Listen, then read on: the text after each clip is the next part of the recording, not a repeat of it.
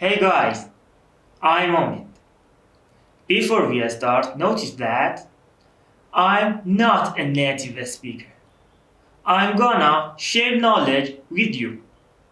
I want you to be with me from 0 to 100 till you can create, because you have been created to use minimum resources and access maximum things.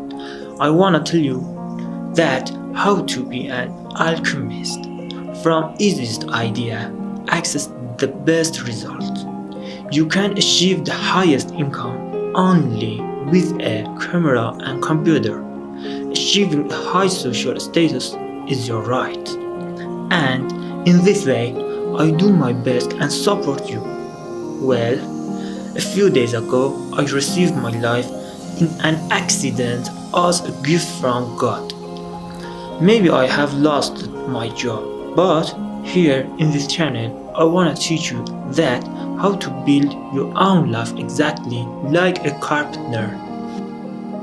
A camera, a computer. Let's go. We start with a camera. We don't need auto mode. Auto mode hasn't been regimented for us because we wanna be different. Well, we learn by ourselves. We determine to what to do. The settings of camera include lens aperture, shutter speed and ISO. If you keep continuing with me, I will teach you the function of these devices. Then you can see how different you are from before.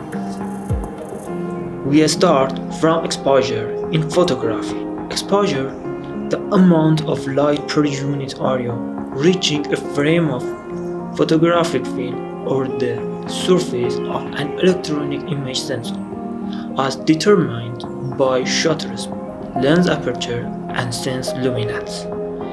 It means that if you are in a very light place, you can tighten the exposure. The sign of exposure in all kind of camera is f. You can see that in menu.